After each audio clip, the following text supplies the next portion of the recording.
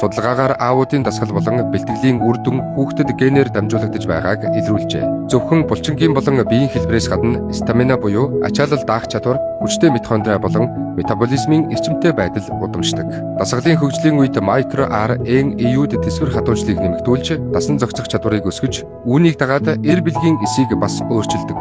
Өнөөдөр дасгал хийх нь зөвхөн таныг сайжруулад зогсохгүй, энэ таны ирээдүйн хүүхдэд маш том биологийн эхлэлийг тавьж өгөх болно.